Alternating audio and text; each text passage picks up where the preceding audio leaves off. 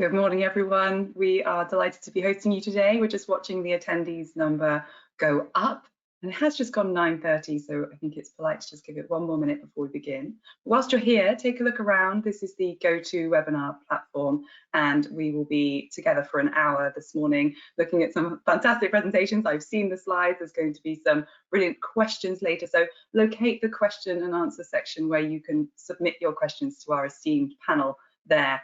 So just whilst we're watching the numbers still increase, I'd like to just say a big thank you to our organisers who are Landor Links, and it's sponsored by Worldline. This is the Evolution webinar today, plugging in, making easier payments for EV drivers. And I'm delighted to be your host today, and I have had time to review the content, and I know that we're going to be seeing a lot of new information, and really your job is to sit back and relax for the next hour and listen carefully to everything that's going to be shared, because this is world-leading insight that's going to be in these next few slides. No pressure to our panelists, but I'm Sarah Sloman. I'm the Head of Future Mobility Partnerships and EV Charging Solutions at Elmtronics. We're a UK-based infrastructure provider. I've always worked in transport. I care deeply about sustainability, and I know that through behaviour change, we will find a way to make this process easier for everyone and reach our net zero targets.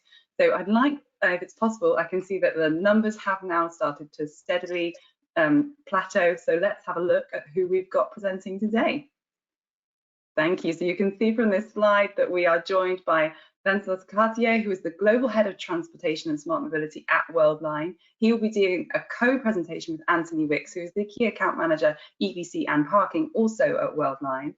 Then we will hear from Ben Boucher-Vest, who is the Head of Mobility at Appiway. And finally, we will have Ollie Crawn, who's the Head of CSR at DPD. Now, as I said before, there will be plenty of time for questions at the end. I'll be scribbling them down as well. So please keep them coming in as you go through, and I'll make sure that we have some time at the end to make sure we get through as many of those as possible. Please do put who you are and where you're from, because that's always very interesting in the chat, just to see who we've got in our audience today. So we had over 200 people register, so I think without further ado, if I can pass over to our first presenters, let's all sit and listen to Wenceslaus and Anthony take us through. Over to you. Thank you, Sarah. Thank you for all of you to join this webinar this morning. So my name is Wenceslaus. I'm in charge of the offer at Worldline, and especially on what we call transportation and smart mobility. I'm here with Anthony this morning just to give you an overview about the EV charging market and how, as Worldline, as one of the key players on the payment industry, we have seen that market moving and growing recently.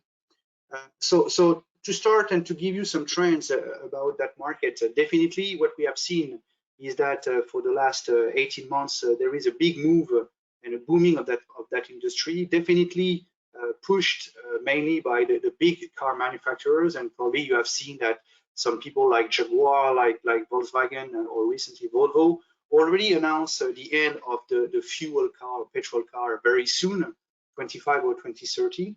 And definitely European countries also are making a big push, and especially in the Nordics with Norway, Belgium, and Austria. I'd just like to add, Wenceslaus, that at least this time in the UK, it seems that we're also leading the way compared to most of Europe. So the UK government has been engaged in consultation since 2018 and plans to stop the sales of all new petrol and diesel cars by 2030, with EVs being seen as the automatic replacements for these. And as always, Wenceslaus, in France, you're way behind. Yeah, I know, and thanks for the joke.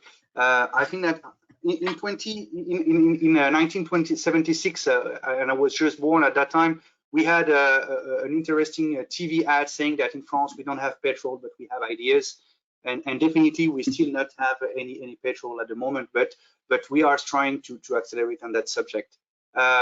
What is interesting is that this is a big move, and I was saying about the big players on the car industry and the countries, and we see that also with recently the launch of a consortium called Software Republic, which is aggregating the assets from Renault, from Atos, Worldline, and some other players. And we really want to accelerate the future of mobility, and of course to engage the payment industry in that vertical. So if we have a view on that market, And just to show you some samples of articles that I've collected recently, we see that that finally in end of 2020 and beginning of 2021, there is a big demand for EV chargers and EV cars. Definitely, I would say that the petrol cars are almost dead at the moment. And what is really interesting is that for the first time in Europe, the EV overtook diesel, which is quite impressive. Yeah, you're right, Wenceslas. I mean, in the UK, EV car registrations were up by 185% in 2020. In 2019, just 1.5% of all cars purchased were pure electric. And I say in 2020, this rose to 6.5%. As an example, ZapMap has recently published some results of a survey of 2,000 motorists that was conducted purely on EVC car drivers. 91% of those respondents actually said that they would never go back to an EV vehicle. Yeah, and to make a focus on the topic that we are all discussing this morning during the webinar, if you go on the next slide, just to show what are the trends. Of course, there is a big move and a booming about the numbers of EV on that market. But of course, when you are dealing with this kind of new vehicle, you need definitely to develop the public chargers, because even if the public chargers are only representing, let's say, 10 to 20% of all the charge, I mean, all the rest is made at home or at the office, there is a need from now to increase the number of those public chargers. As per today, the average number is about 200K, and the expectation for the next 10 years is to reach more than 3 million for all Europe. And it's really important to notice that this is also a change in the type of charger themselves, because we have started the business mostly with what we call slow charger, and now we are moving to the fast and ultra fast charger, and this is requiring definitely some new payment method and a new approach, and especially moving, of course, from the first implementation to the future. Yeah, you're right there, Wenceslas. And what we need to remember as well is not all drivers are ready or want to be enrolled into a private badge or a wallet scheme in order to charge their cars. What drivers want is freedom. They want to be able to drive and charge from anywhere. It's exactly why EMV and contactless payments at charge points is key for the development and the increase in the uptake of EVC. Just like with petrol and diesel, drivers will naturally gravitate towards a preferred charging network. This might be the company which is cheapest. It may be the one that provides them with the best and easiest charging experience. But ultimately, drivers will want freedom of choice and convenience. Now, in today's world, can you imagine buying a new petrol or diesel car to be told you could only put fuel in at BP? It just wouldn't be practical. Yeah, sure. What I tried, so for the last 18 months, that was really part of what I was working day by day on this. And preparing that launch of the new offer, we were thinking about what is the ecosystem in that industry. And finally, if you go on the next slide, there I try, and I think it would be relevant for the presentation this morning, to explain what are the different players in that vertical in the EVC market, and especially what are the different expectations from those people. So let's take this example here. We have 5 different person. And I will start with naming them from what we call the manufacturers or integrators, the people that will develop mechanically, I would say, the EV chargers. Then the people that are processing and operating the charge, we call them the charge point operator or infrastructure owners.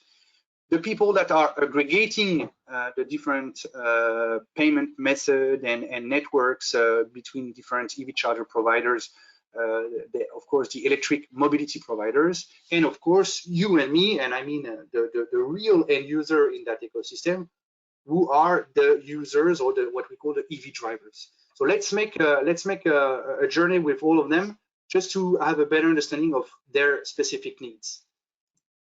So let's start maybe with Anthony with the charger, with the integrators and manufacturers. Yeah, sure. So let's have a quick chat with Ian. I mean, as a manufacturer and an integrator, Ian's working on a design and he's looking to supply charging solutions that fit all of his clients and all of his partners across Europe. And what Ian's looking for is to provide an easy or plug and play solution to facilitate and accelerate the deployment and the uses of public chargers and ultra fast chargers.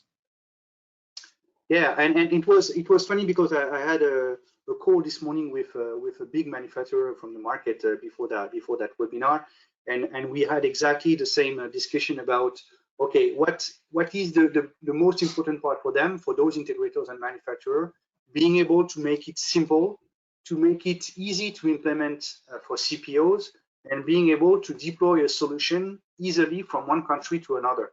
And the goal really for them is to have an industrial approach and being able to avoid the specific certification and regulation that you can have from moving from one country to another, and being able to have a solution that can be easily plug and play deployed on the market is key for those people. And so if we go then to the people that are really operating within the charge, we call them charge point operator or infrastructure owners, and definitely those people. So you have here two persons, Olivia and Rene, in that presentation. But just to explain that they need to implement solution across Europe and probably more than Europe, probably in other countries in the world. These the biggest challenge for them is really to be able to make it easy to implement from one country to another. So it would be more or less the same approach as the one we described for the manufacturers. But of course, being able to monitor and to guarantee the payment for the customer and for themselves, it means that being able to be sure that they will avoid the risk of non-payment and looking for that for specific solution that can guarantee that payment, and we will discuss further today about the pre-authorization process. And of course, because everything is under the regulations and certification, being in line with all those requirements on the market. Yeah, and this is why Adventus Class, so this is why specialists like Worldline have worked hard to develop solutions so we can go across multiple payment options and across multiple regions. As a dedicated payment solutions provider, we're trusted to assure the revenues of our customers, and to do that, we look to provide a seamless and invisible payment experience.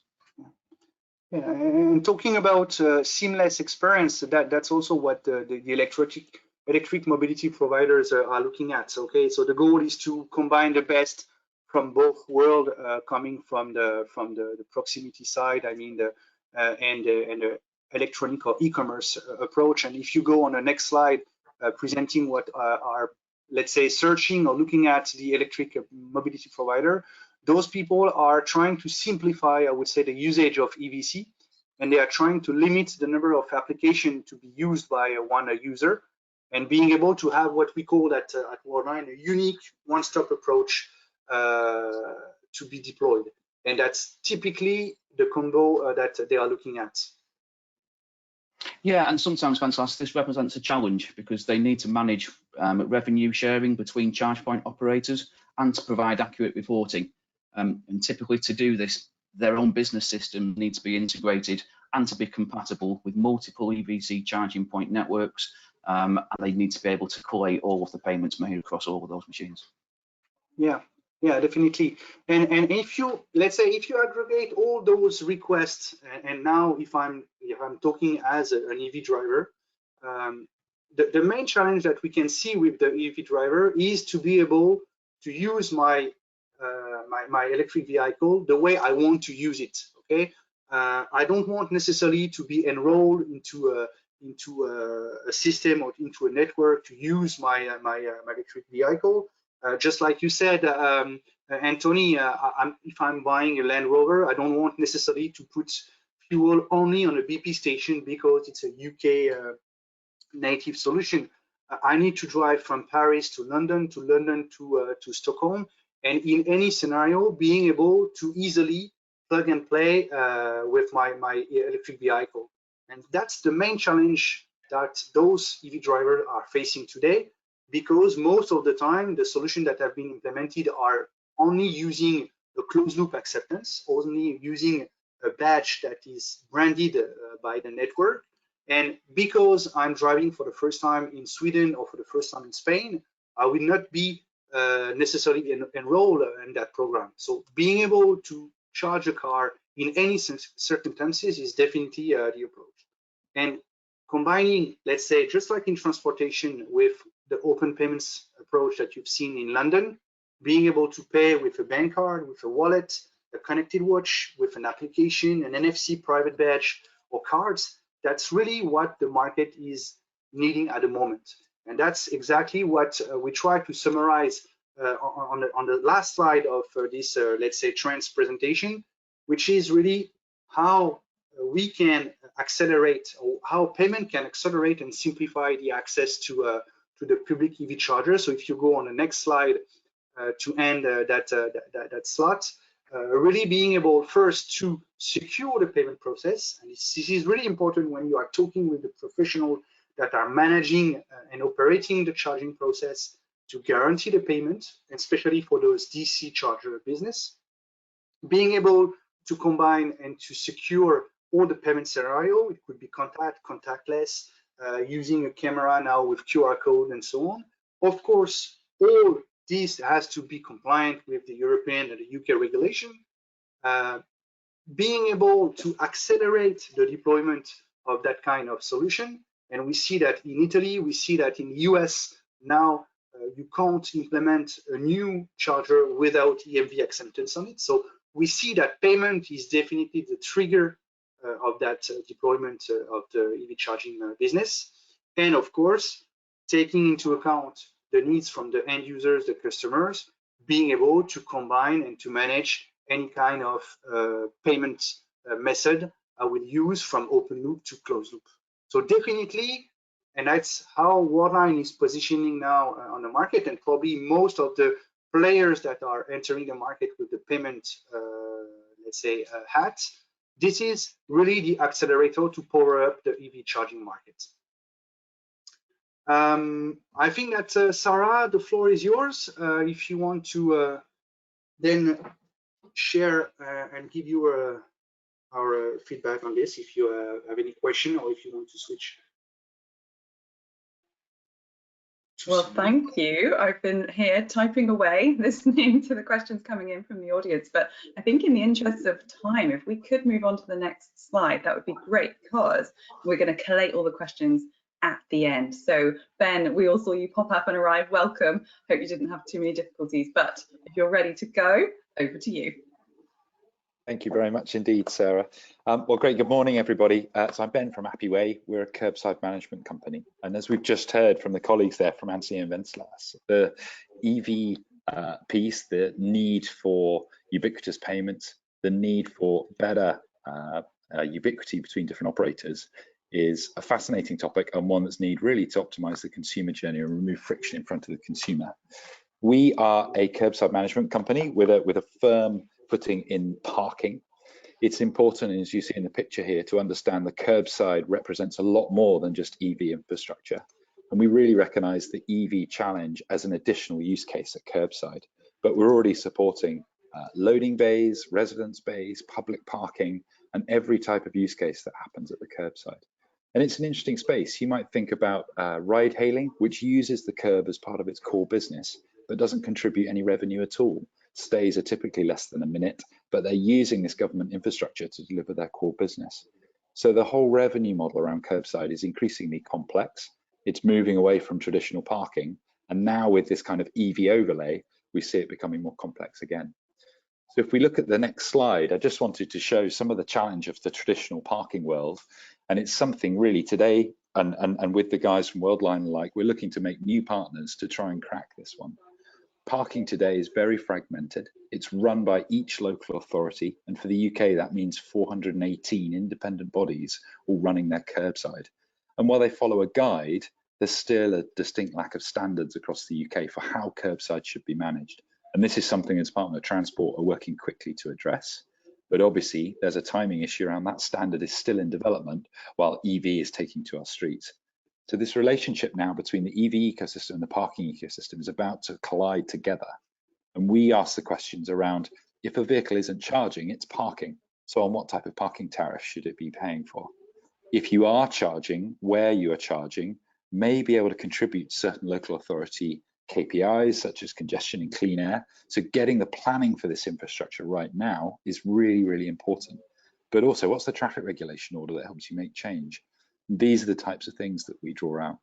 So parking today, we understand, is contributing a huge amount to local congestion. These are vehicles circling, looking for available parking, but also looking for the correct traffic regulation order to park against. We think this is starving the UK economy, right down to the way it's enforced, which is a kind of randomized search of foot soldiers looking for infringement, right through to that congestion, creating all sorts of problems for local businesses. And also, we shouldn't forget the parking fines, which are often widely reported as revenue for local government, but are often that's revenue at significant cost. So there's very, very few local authorities who actually create a surplus from their current parking setup. So we're challenging as to how this whole network can be digitized, can be unlocked, and key to our sort of dialogue and our voice pipe is to empower local authorities to run the curbside as a digital asset. And by an asset, I mean all the positive connotations that come with asset management. And then also embrace this EV uptake, putting in infrastructure where it's really needed, unlocking curbside in a way that is consumer friendly. And also, as we heard from the colleagues before, thinking about the way payments can be opened up and made much more collaborative across different payments, so that cashless parking isn't just allowed through one provider, but a whole range of different partners can transact for parking. So if we look at the next slide, we'll see quickly how this is dissected. And we talk all about in the middle here around asset management.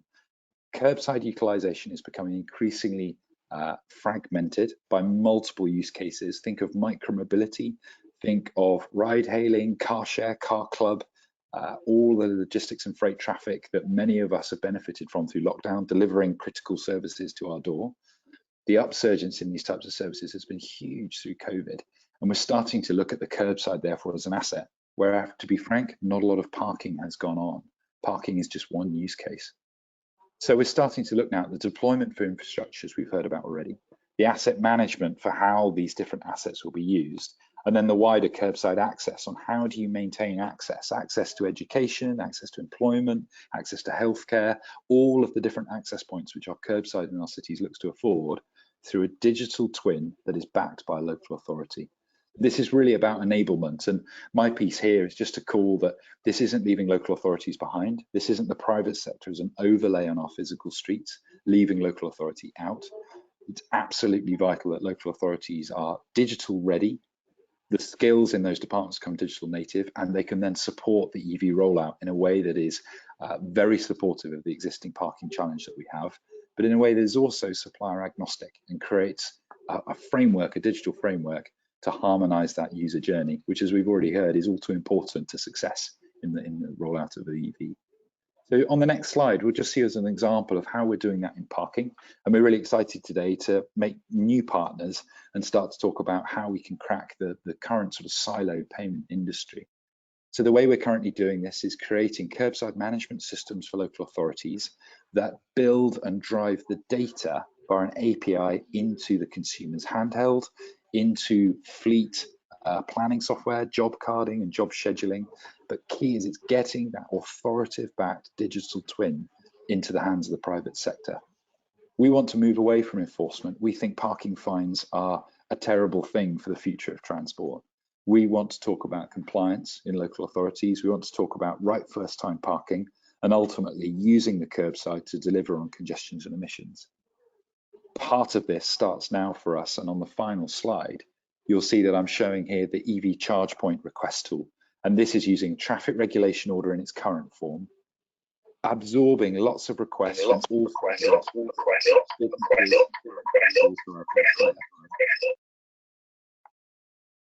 Can you guys hear me okay? Sorry about that. Yeah, it's okay now, yeah. So this is about absorbing all sorts of requests, the demand for EV infrastructure on our streets and our curbside, and presenting that in a way that local authority can create very changes to their curbside. If we get this correct, the EV overlay to our existing parking ecosystem will be seamless. It'll be one that supports a consumer journey to adapt to EV, and it's also ready for scale. But rather than further change to traffic regulation order, we can absorb it as a use case into the existing curbside layout. So there's a real cost optimization here as well. These tools, these services all need to make use of traffic regulation orders. And this is an API that can help digitize the planning, the understanding, and then the operation of both government and private sector use of the curb. So I hope that was useful. I don't want to be too doomsdaying around the state of current parking, but we are working hard to digitize this and make relationships in the EV space. I'm really pleased to join this morning and happy to take any questions about parking and curbside management. Thank you for your time. Brilliant. You're getting some really good questions coming in as well, Ben. Despite being a robot, perhaps that's your true identity. If we can click the slides on to the next presentation, there we are. We've got Ollie next. So please do go ahead, and we're going to have loads of time to discuss on an open forum following your presentation. So over to you, Ollie, if you're ready. Thank you. Thanks, Sarah. Hi, everyone. I'm Ollie Crawn at DPD, DPD's premium parcel delivery company, surging forward in the electrification of fleet and decarbonisation of fleet. Next slide, please. So back in the autumn of last year, we launched our groundbreaking, industry-leading ambition and strategy to deliver 25 towns and cities all electric, and that will cover 25% of our entire volume by 2025. That's over 100 million parcels delivered all electric, and that will cover 25% of the UK population. As you can imagine, the charging of these vehicles is so important. Next slide, please. So in 2019, we had an EV fleet of only 149 vehicles. By the end of last year, we achieved over 730. And by 2025, rolling out our Vision 25-25-25 strategy, we will have a fleet of over 4,500 electric vehicles. So the infrastructure to charge these vehicles is so important. Next slide, please. So our current fleet, there's a range of zero emissions or all electric vehicles, but the predominant vehicle at the moment is the smaller Nissan ENV. The problem here is that DPD is a delivery and collection operation, and we need the 3.5-ton vehicle, which is the workhorse of any parcel delivery fleet. We've started to move forward and increase our fleet in this size vehicle. And our drivers, about 60 to 65% of our drivers are what we call owner-driver franchisees, ODFs. And they lease their vehicle either from DPD or they purchase their own or lease their own. With electric vehicles and the high cost of those light commercial electric vehicles, they tend to lease from DPD. And what we've done is really push the home charging element of that, because the size of the vehicle makes that possible. However, now moving into the 3.5-ton vehicle, that is causing some challenges. Next slide, please. And that challenge will continue because we're moving forward and ordered May delivery this year, 500 Maxus eDeliver 9 vehicles that will become an integral part of rolling out our Vision 25. And along with that, next slide, please. We've ordered an additional 430 vehicles. So by the end of this year, we would have gone from 730 electric vehicles to approximately 1,700. So huge growth needed to deliver 10 of our 25 zero emissions cities in our ambition. But again, charging is the issue.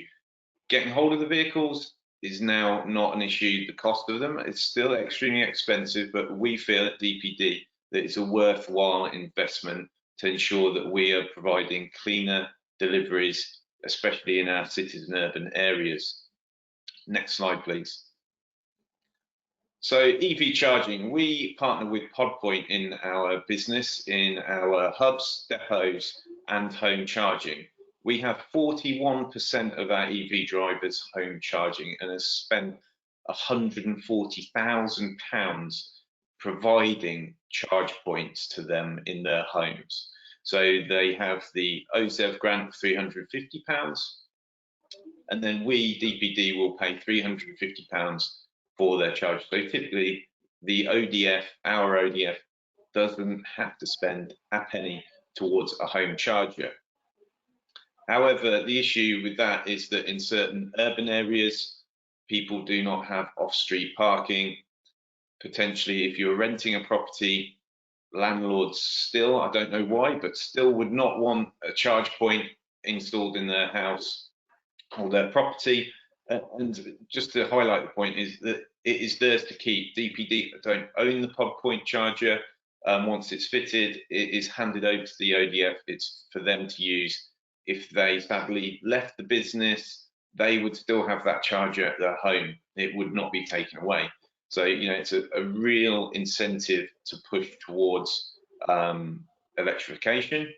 And because they lease the vehicle, they're using that vehicle to travel to home, to the depot, load their parcels, go out en route, return to the depot, and then return home. So it's ideal for them. We don't want them leaving their vehicle at the side, because they would have to have another means of transport to get back to their home.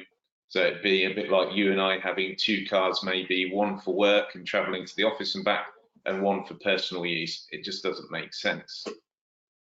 However, we are investing in depot infrastructure and pushing that forward, looking for 22 kilowatt chargers or higher. We don't believe that 3 and 7 kilowatt chargers are viable for the operation. But with that, there are challenges with the capacity at depots, at properties, to put in chargers, and obviously a large amount of them. So we still drive towards the home charger.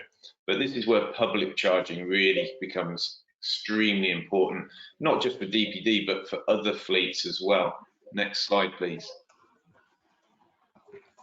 And public charging, we did some a questionnaire for our owner drivers, and as you can see, 51% of them had issues. 49% of them had issues with public charging. Down on the right-hand side, there are some of the reasons for that, and 51% said they didn't. One of the points that they have not highlighted on there is payment, but we know that payment is an issue with public charging. We have regular conversations with our owner drivers that have, you know, multiple apps on their phones to charge publicly. There's RFID cards that are handed out. It becomes complicated, and what we want is simple ways. You know, for the adoption of electric vehicles, we need our drivers to be engaged and on board with those vehicles. And they love the electric vehicles, but we need to really be thinking about the challenges ahead. And the more vehicles we have on fleet, the routes that we put those vehicles on will have higher mileage, and charging will need to be more often, you know, and public charging again is a huge part of that. And if you can just go to a petrol station and use any bank card or any credit card or even a fuel card, you know, or cash, in fact, very old-fashioned that, you know, we need to have similar solutions, you know, at our public charging networks. It shouldn't need to be so complicated. You know, technology is fantastic and advancement of it, but sometimes the old ways work, and the old ways are the simplest.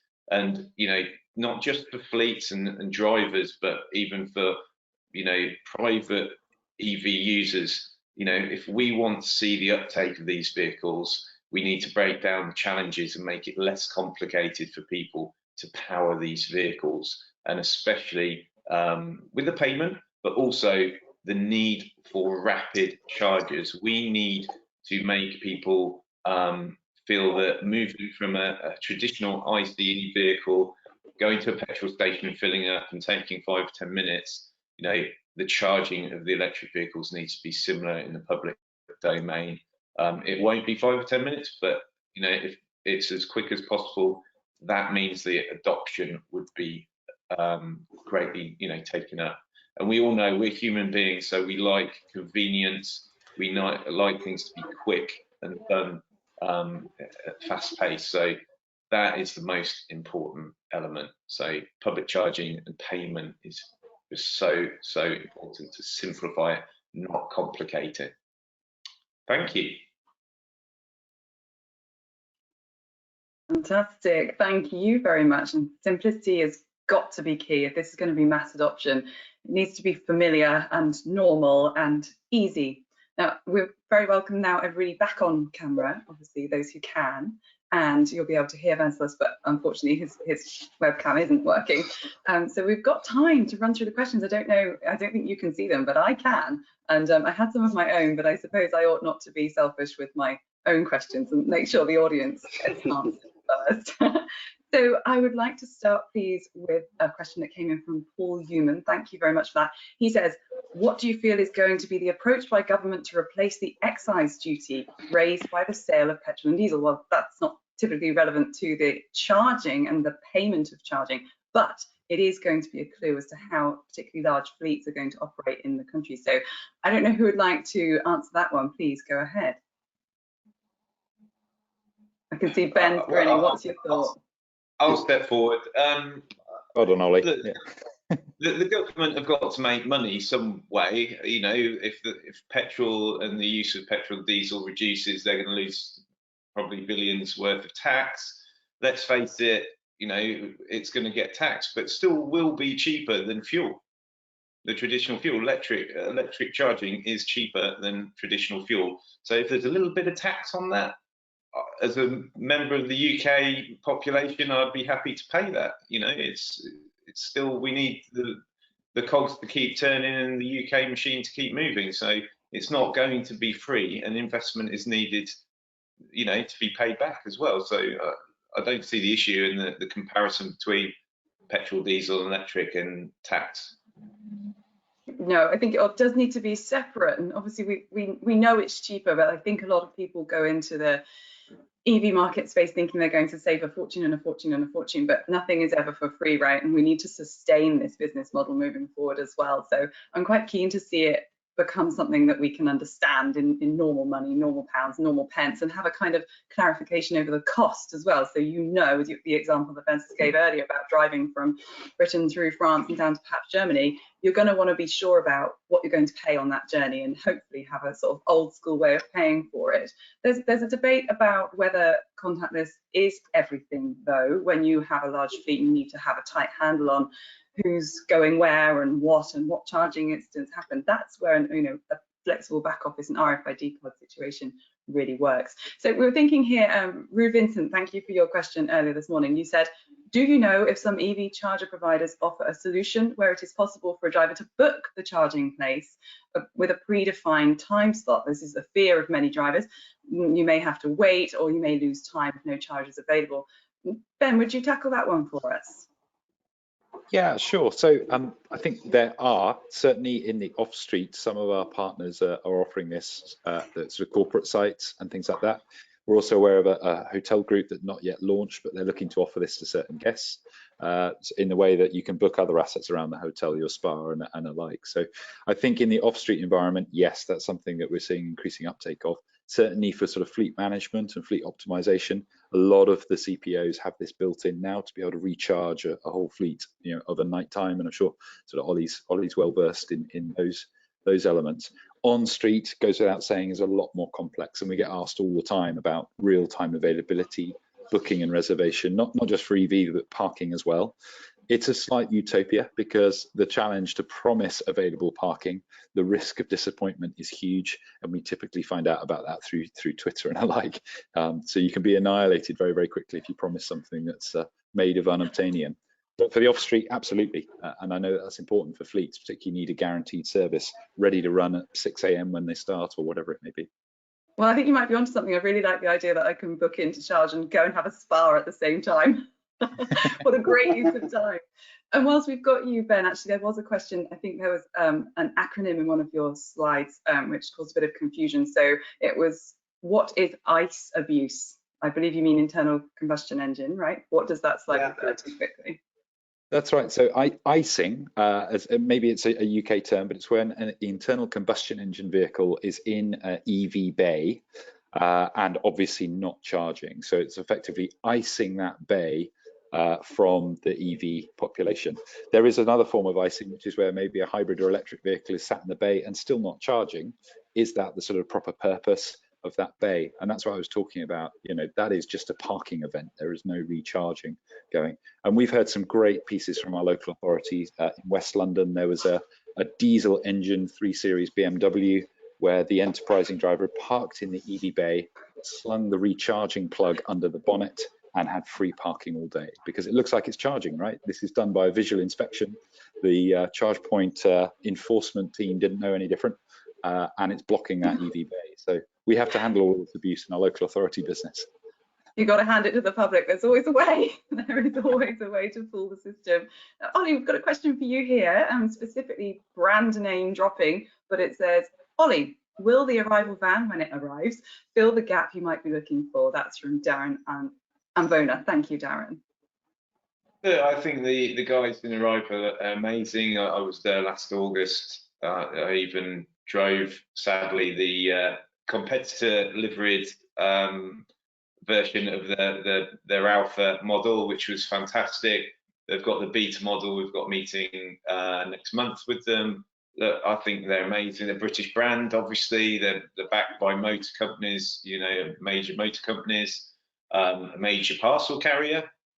You know, it's a great vehicle, and I think it'd be great for, you know, EV vehicles in the UK and manufacture as well. So it's really good. Look, it's a very promising vehicle. It's not like quite a lot of the light commercial vehicles you see at the moment. Oh, it's the same with cars, isn't it? That it's a petrol car that's then replaced with a electric drivetrain, not built from the ground up like this vehicle. So look, interesting times ahead. And there's other people also, you know, in the market as well with vehicles, electric vehicle startups that are really awesome. So look, it's the defining decade. It's exciting times. I just wish we could move at light speed instead of sometimes the sort of snail pace, sadly. But yeah, it's really good stuff on the market.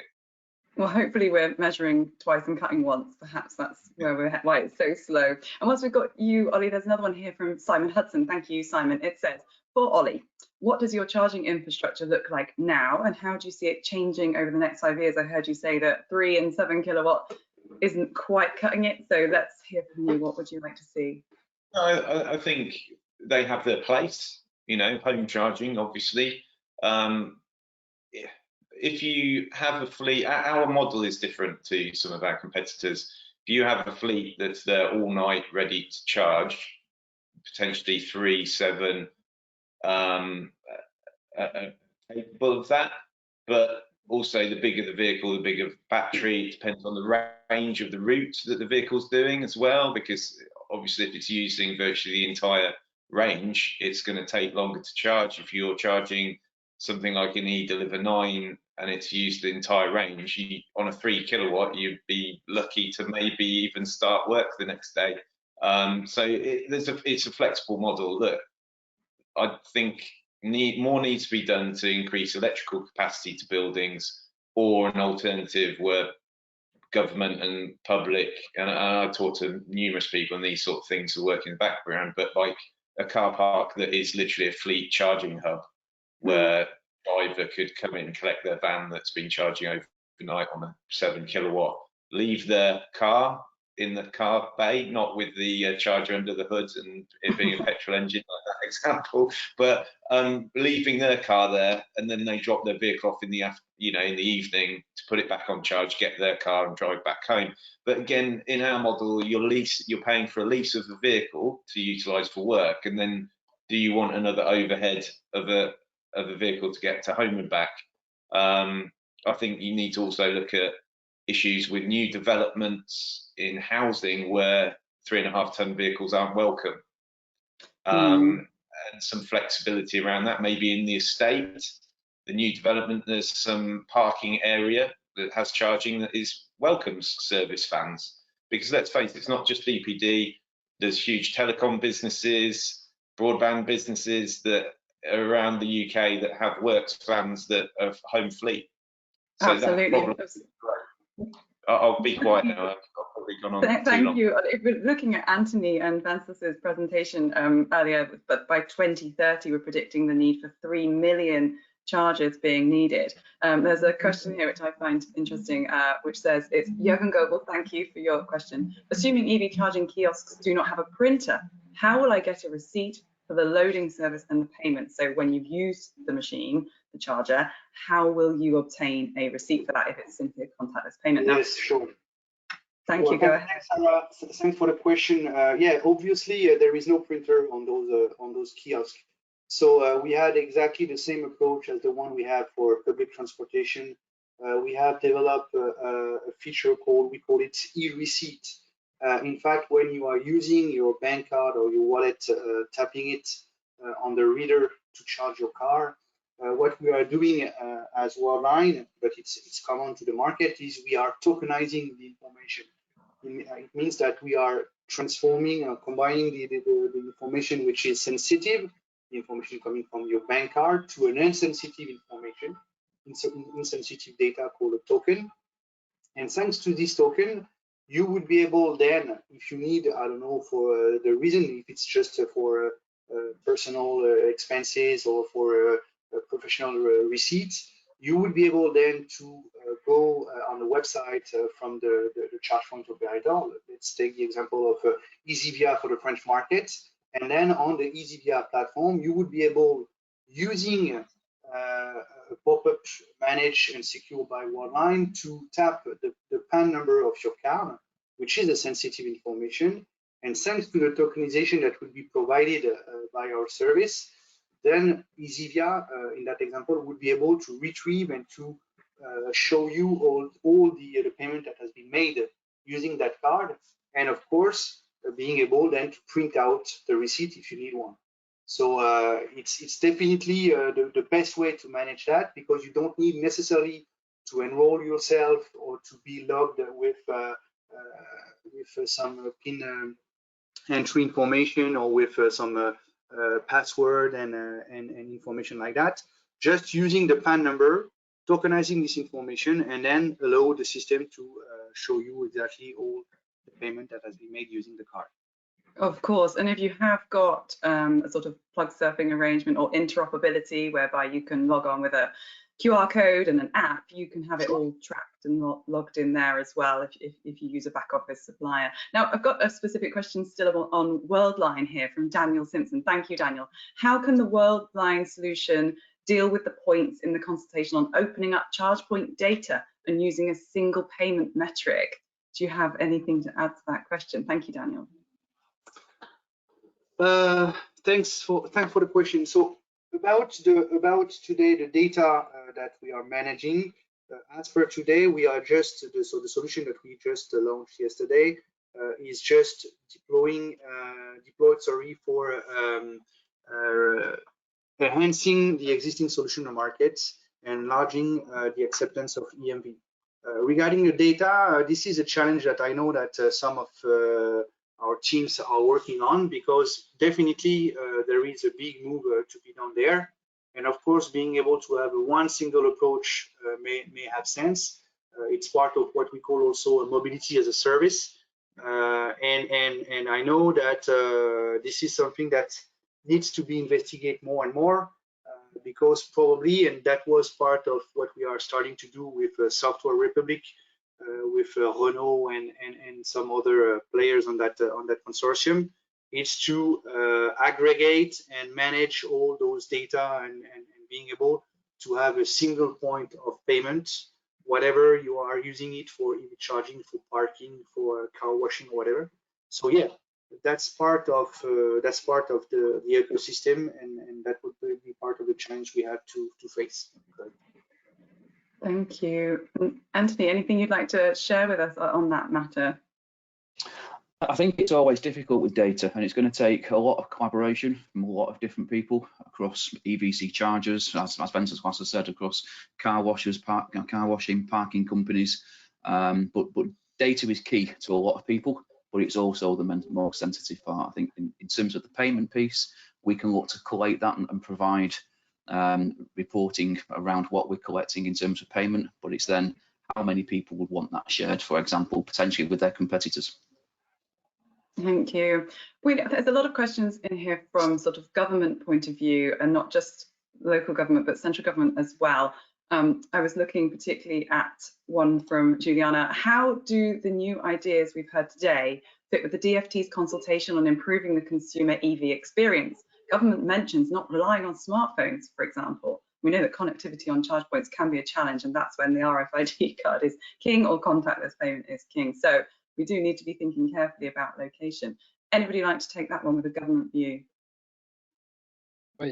If I may start, perhaps, I think the first piece is that I really applaud the work that's going on in the sort of standardization, and certainly both in the EV and parking world, there's a lot of standardization currently available, but also now scaling into a sort of national and international sympathy. My concern is that in the spirit of standardization, they're being created in different sectors. So parking and EV charging is one. We've now got different standards that we're respecting for payments. There are links between them, but straight off the bat for on-street parking, there are two standards to follow for that payment piece. And that's the dwell time event, what's charged, what's acceptable to charge, but also the types of behaviors that are promoted all have their separate nuances. So I think the standardization is a good place to start with the DfT. I'm curious, and maybe there's a discussion for another day, but how local authorities are navigating that landscape. There's a lot of information out there to get right. They then have to go and procure from the private sector or even internal public sector sources to deliver this equipment, and getting that balance between adhering to the best standard, and to Ollie's point, not delaying this anymore. We need to keep the pace and momentum here to support the growing fleets. Is a real tricky one to get right, and it's not a job that I envy in local authority land right now, to make the call and sign the check on all those offerings. But I think there just needs to be a wider call that both private and public need to work much closer together, perhaps closer than ever, to understand those nuances and get it right. It's really something close to my heart, Ben. Thank you for saying that. I've worked for local authorities nearly my entire career, and it's very challenging to navigate the procurement landscape and the popular demand and the rules from central government and the devolved power and budget available, and tying all of that together in short-term delivery cycles is really hard. And actually, Kester Sleeman, thank you for your question. He touched on it here. How do local authorities ensure that payment processes are simple for customers when procuring a CPO? So not just the charge point we've got to think about, but who's going to manage it, who's going to run it, and how can we make it accessible to all? It's a huge topic. I think ubiquity in payments is absolutely king.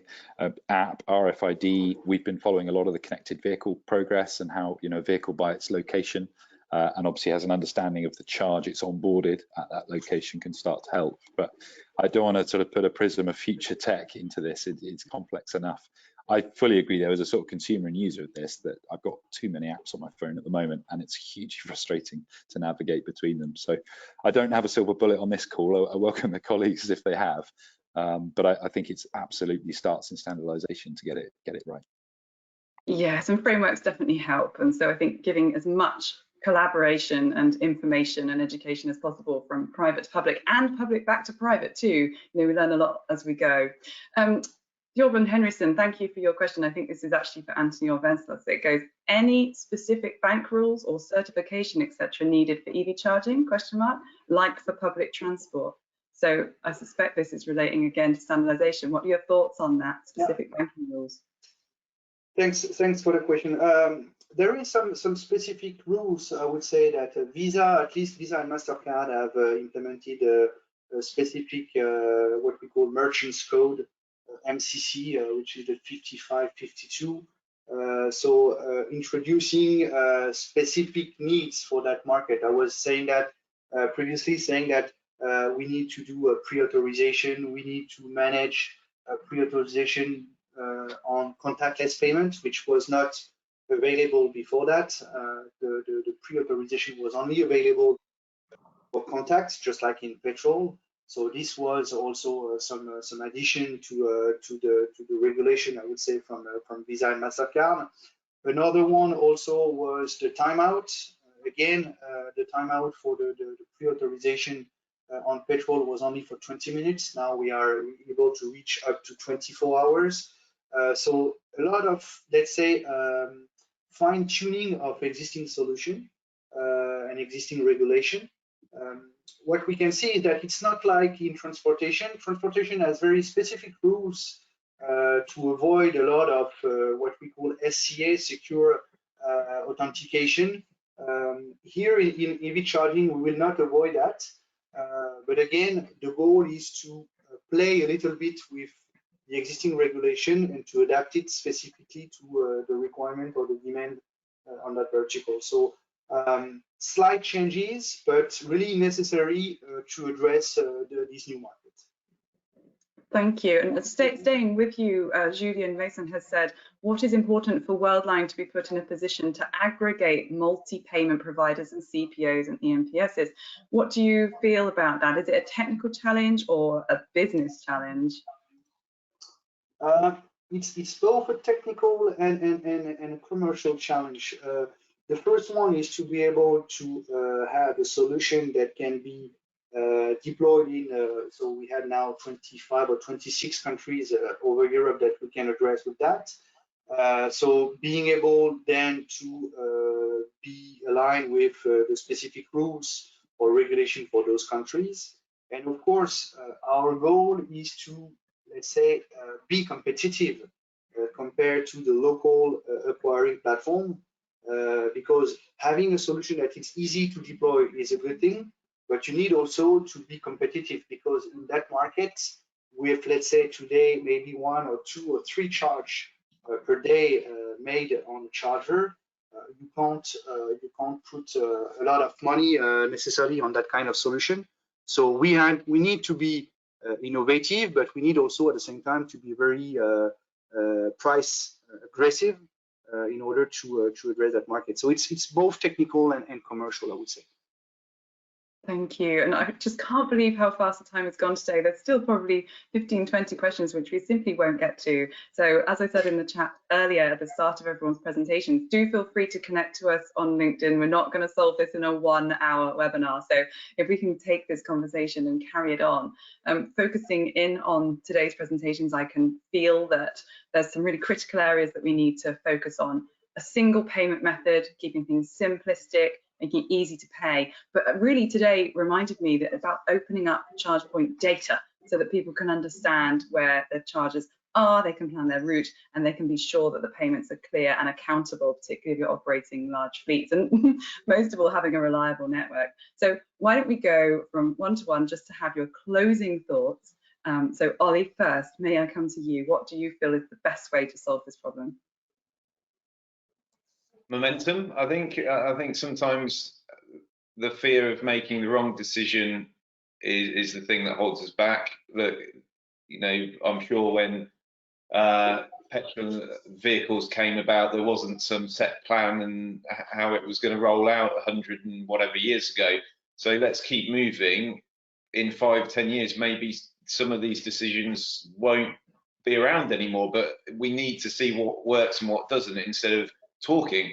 You know, I think the Elvis Presley song, a little less conversation, a little more action, comes to mind. Because at times, you know, I feel that I am on so many calls talking about the same things, and I fear that we'll be in the 11th hour Brexit moment in 2029, wondering where the last X amount of years went by, and we still haven't got the millions of charge points and the infrastructure in place, and then all the people wanting electrification to fail, they're saying, well, we told you so. So for me, we need to not be fearful of, I don't really want to use the word failure, but of ways that may not work in or be applicable in 5 or 10 years. We need to move forward. And if that's RFID card, simpler payment, that's one of the ways that will help adoption speed up. Yeah, and that is why we're here. And Ben, I think your inbox is going to be full. A lot of the questions were directed at you and how do we open up our curbside. So I hope you've really benefited from being here. But final thoughts from you, Ben? Thank you, Sarah. Yeah, and looking forward to those outreach. So do get in touch. I think for me, I'm particularly interested in land value, and it goes with curbside management. Curbside I see has a land value. It's, I think, a good place to start is I'd like to see more in local authority and government land about unutilized land or repurposing land to enable this. Don't worry about rapid, slow, how much to charge, tariff. I think, as Ollie says, as this shakes out, those sorts of questions will resolve themselves. CPOs, fleet operators, even the public have a good idea of the type of charge requirement they have. But I still see rail stations that have one charge point. How do we enable, you know, getting 20, 30, getting those in? Fuel stations, obviously lots of movement in the private sector, repurposing those, but there's lots of land value at leisure centres, public communities, gyms, parks, where I think EV just needs to become a backbone. And then when we have the train set, we can start playing with it. And we've been doing that for 200 years quite well in this country. There's a lot to be done still in land value for EV. Yep, love that. And Anthony and Vincent, what can we hear from you for your final thoughts? Ant, you want to start, Ant? Yeah, I think from my side, I think it's about collaboration and simplicity. So I think there's as I've said before, there's a whole bunch of different organisations that need to collaborate, work together, and most of all, we need to breed confidence in the user. I think if the user has confidence and we provide something that's familiar, something that's simple and almost invisible, it becomes second nature, and that means that the EV will start to grow through demand. And I think that will cause everybody then to react a bit quicker and deliver the backbone of the infrastructure that's needed to make sure we can support the future. Thank you, Anthony. Yeah. Partnership would be my final word. Just to add a point to you, Anthony. Definitely, you can see that this is an ecosystem where you had a lot of different players. The demand or the needs for those players are not the same, but finally everyone is trying to go on the same direction. So the goal is to make it simple, to make it easy, and of course, being able, as you said, Ant, to simplify the usage for the driver. If we are able to succeed and to make it easy for the driver, I think that all of us will have won the game. What a wonderful thought to end our webinar together today on. Thank you so much to everybody who stayed to the end. I realize we've run 3 minutes over time, but there's still over 100 of you here. So I think what you were saying was really striking a chord with the audience. So as I said before, please do reach out to us. We're all here to help. Collaboration is key. So this has been the Evolution, the Business of EV Infrastructure, plugging in easier payments for EV charging webinar. And thank you to Landau Links, our organizer, and to Worldline being our sponsors. And thank you to our brilliant panel. And I'm so sorry that we didn't get through all of the questions, but like I said, hopefully we can continue this offline. So that's been today. Thank you ever so much for coming along, and you're free to go.